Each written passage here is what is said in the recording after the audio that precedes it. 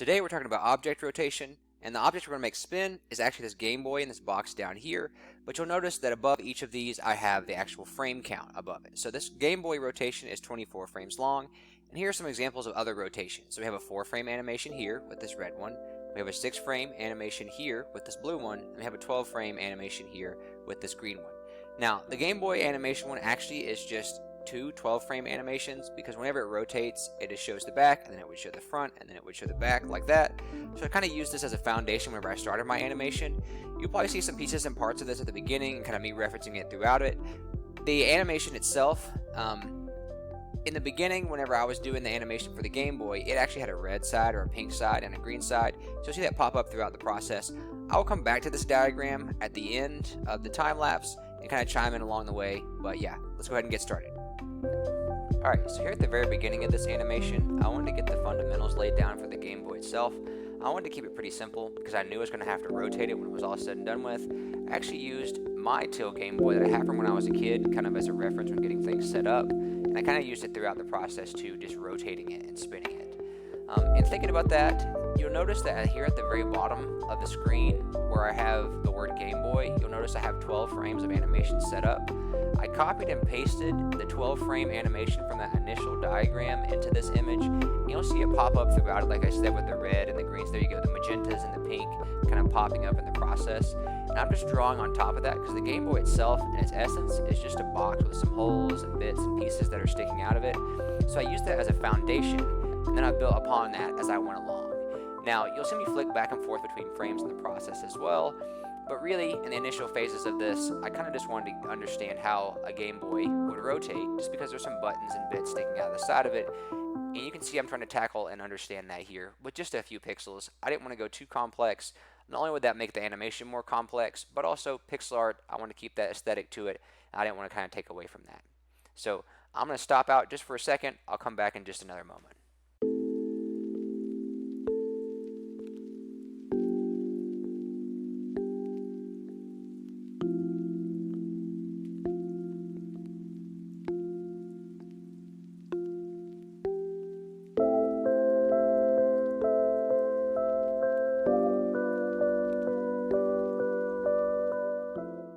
Alright, so back again as we enter into frame 6 here, kind of at the midpoint through this first rotation of one side of the object.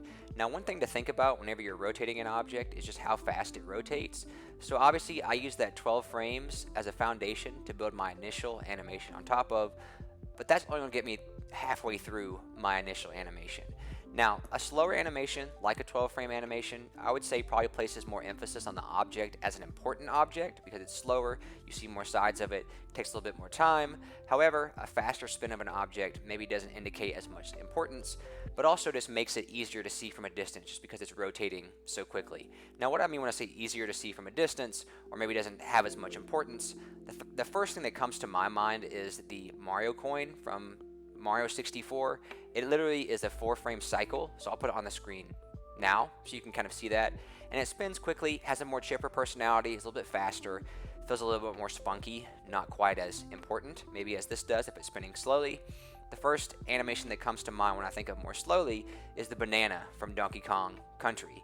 Now, the difference between these two things, obviously one's a coin, one's a banana.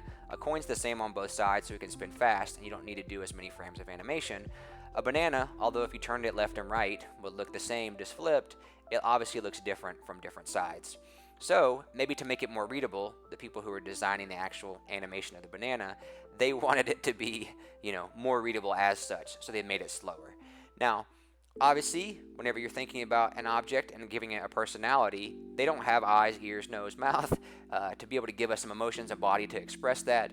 So really the only way to express an object's personality really is by its movement, how it bounces or moves around. And in this case, the Mario coin from Mario 64 makes it more readable from a distance and makes it have that more spunky personality along the way. So in this case, with the Game Boy, and that's all said and done with, we're going to end up with 24 frames. I wanted this to seem important. I wanted it to be more focused, a little bit more calm, not quite so fast, spinning out of control. I wanted the viewer to be able to see that there was time and consideration placed into the actual interpretation of the object. So once again, I'm going to chime out, and I'll step back in a moment.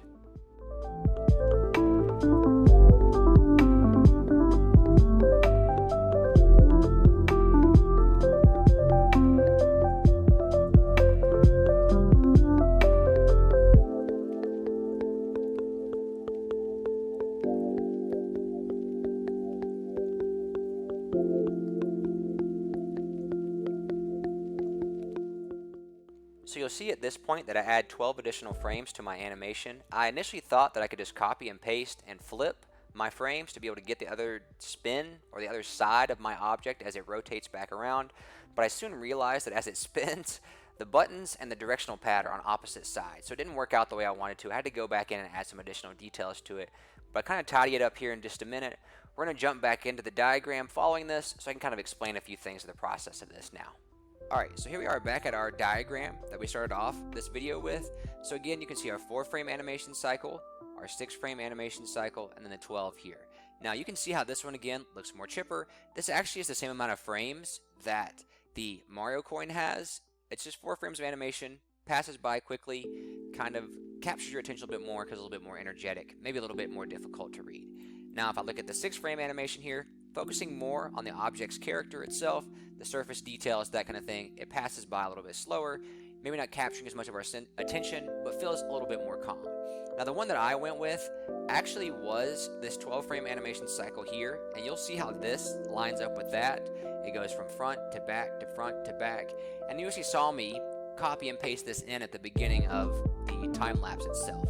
So it kind of just goes through this cycle. I built on top of this, and I think this kind of adds a sense of importance to the object, makes it feel like it has more purpose and is more meaningful in the overall grand scheme of things. So zipping outside of the diagram, let's just go ahead and hop over to the finished animation where the Gameboy is just spinning by itself. I'm pretty happy with how it turned out, so let's go there now.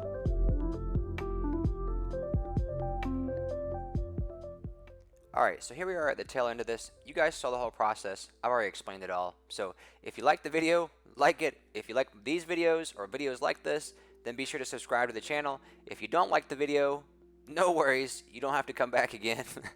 But if you did, just take the time to do that for me. It would be greatly appreciated. So thank you guys for stopping by. Thanks for sticking around this long. I hope you enjoyed the process and hope you learned a thing or two in the whole process. So, bye.